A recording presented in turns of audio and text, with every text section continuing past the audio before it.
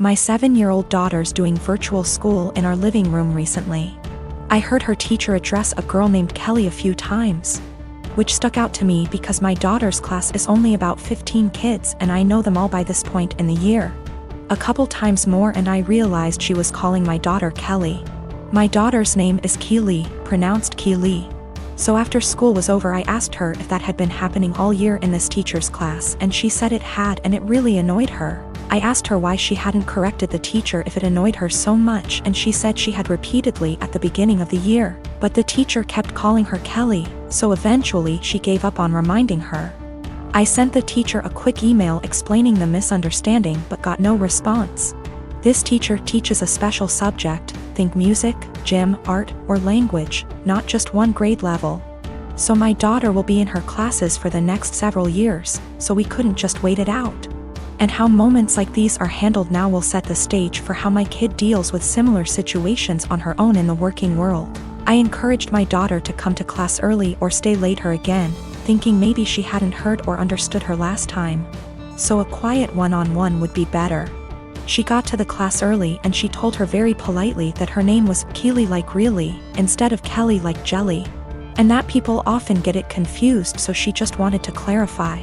So class starts and sure enough she gets called Kelly again almost immediately. So there's only so much self-advocation a 7-year-old can be expected to do. I just walked over and said, "Hi, this is Keely's dad. Hers name not Kelly. It's Keely." A few hours later I had an email in my inbox inviting my wife and I to a parent-teacher conference with the vice principal. The long and short of the meeting ended up being the school feels that while the teacher probably should have learned her name, that the real problem is she feels I challenged her authority by correcting her in class and that the names were similar enough for it to not have warranted such drastic action. That surprised me. I couldn't believe a meeting was necessary, let alone that it cast blame on us. I can't tell if I'm being that annoying, my kid matters most parent that my grandmother the school teacher always complained about, or if the teacher should just learn her damn name, because that's a basic part of her job. My sister-in-law and I have an agreement. She watches my kids 3 days a week, and I watch hers 3 days a week. This agreement has stood since March 2020 without issues. Any changes have been discussed weeks in advance. A couple weeks ago, we had an argument. The next day, I brought my kids to her house, dropped them off, and left. I didn't speak to my sister-in-law, because when one of us is in a rush, like I was, it's standard for us to just let the kids out, stay in the car, and drive off when you see the door open. I drove to work, about 40 minutes away. When I got there, I had about 20 missed calls, and even more texts, all from my sister-in-law, all saying she didn't want to watch the kids given our argument. Her first text arrived a little before I got to her place, but I didn't see it until I got to work because my phone is always on silent when I drive. I rang her, said I'll arrange to work from home, then come get the kids. She said I have 45 minutes to get back to her place or she would call the police. I told my supervisor the situation, and she said I could leave after I did a few things. This delayed me 20 minutes. When I got back to my sister-in-law's, just over an hour later, she said she'd already called the police when the 45 minutes ran out. I then had to stick around long enough to tell the officer that I didn't abandon my children, there was just a communication issue. Sister-in-law and I had another shouting match later over this. I arranged other childcare for my kids and I've been mostly ignoring her since. However, she reached out and apologized, and has asked if I'd be willing to go back to the old childcare arrangement. I work with kids. If I got child abandonment on my record, I would never work in my field again, which she knew. And her calling the police was a massive overreaction, so if she needs a babysitter she can go whistle for all I care.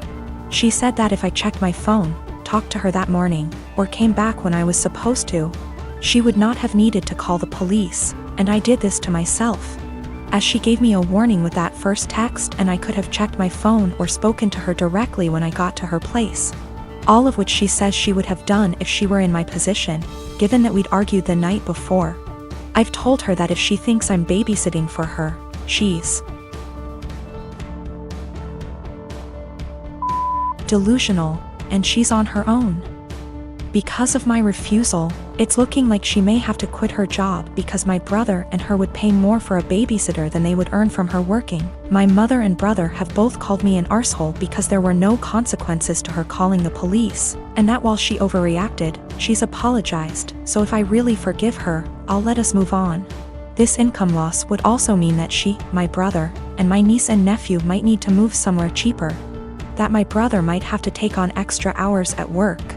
And in an extreme scenario, they may even be completely unable to live independently, meaning they'd have to move in with her parents, who live several hours away. I am a 16-year-old female. I used to have a good relationship with my mother. That has since crashed and burned since she dated and married my stepdad, Gary, 6 years ago. Gary treats his son Ian, 19 male, like he's the center of the universe and expects my mother to as well, so she does. Anything Ian wants, Ian gets, and that usually comes at the expense of me. Ian wanted my room when they moved it. I was forced to go to another room to make the transition easier for everyone. Ian wanted a car for his 16th birthday. I didn't get braces for another year.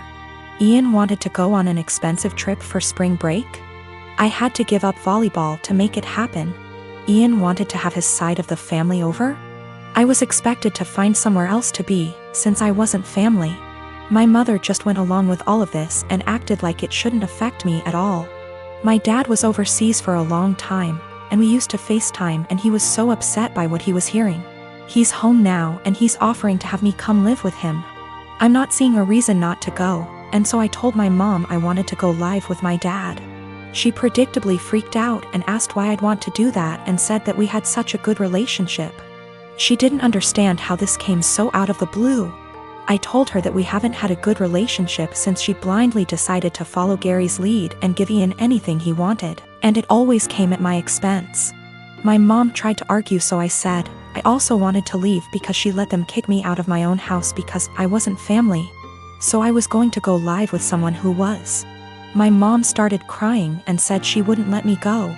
So I told her that my dad was willing to go to court over it and I was old enough to be able to say where I wanted to be. She's been a crying mess since I told her, and Gary is being a jackass about how awful I'm being. He was. ING at me about how terribly I'm treating them and how I'm not thinking about them at all. I asked why should I. He never thought of me when he was taking things from me to give to his kid. I said let's face facts here, you don't care about me, what you care about is losing the child support you spend on your son.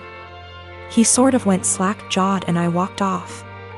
My dad said my mom called and threatened to take him to court, so he said he'd see her there. Now she's panicking because she realized he is planning on taking her to court over this. Mom and Gary of course think I'm the asshole for making things hard for everyone. But my dad and grandparents say to leave and never look back. I've been with my wife for 2 years. She has a 21-year-old son. I have a 14-year-old daughter from my previous marriage. My late wife passed away in 2014. She left a few things for our daughter, including a gold jewelry set. Her mom was devastated she didn't get to gift the set to our daughter on her wedding day. I keep it in my closet since it's expensive and my daughter is too young to have it. I'll hopefully gift it to her on her wedding. We were sitting in the kitchen when my stepson was hesitant to ask me something. We're in good terms but have our fair share of arguments. He said his fiancée was taking something from his mother's and my closet, saw the jewelry set and liked it very much. He asked if he could borrow it so his fiancée can wear it at her cousin's wedding. I found this unacceptable. I told him his fiancée had no business being in the bedroom and that the jewelry isn't mine. It's for my daughter. He asked me if my daughter will agree to let him borrow it if he talked to her. I told him not to even talk about it again. He got all pissed and said things I do not remember. When he and his fiancée were at the wedding, I discovered that the jewelry set was gone. I told my wife and we looked all over the house. I called my stepson to tell him about calling the police because I really thought someone stole the set. He said there was no need, that he borrowed it and will return it after they get back from the wedding. I yelled at him and told him to come back with it right then. I kept calling him till 12 a.m. when he told me to stop calling and that he'd bring it in the morning. I couldn't sleep that night. I felt terrible. In the morning he showed up at 10 a.m. He didn't bring it and started stalling, saying he forgot he'd bring it the next day. At this point it was clear he gifted it to his fiancée and was stalling. I got so mad I told him I will be pressing charges if he doesn't return the set today. We got into an argument. My wife said his fiancée was the one who wanted the jewelry set. But he was the one who took it, and it's not even mine, it's my daughter's, which made it worse. Because I'm responsible for whatever happens to it. His grandparents berated me after I told them this and got mad and defended him when I said that I will be pressing charges. He stole and needed to be responsible for his actions. He didn't respond to my final calls, so now I've given him one last chance, and it's over. I pressed charges today. They're saying calling the police was extreme and cruel. They're all convincing me to back down. He was replying to me sarcastically when I said I'd get the authorities involved, and he didn't take me seriously. His mom said she'd try to talk to him, but I had enough of him stalling, hoping I'll just let it go so he can make his fiancée happy. I feel like an irresponsible idiot. I can't even look at my daughter without feeling frustrated and infuriated. I'm hurt, but what's worse is that this is my daughter's property that I couldn't take care of. My wife allows them into the room, although I told her not to several times. They're not kids, and there should be some boundaries.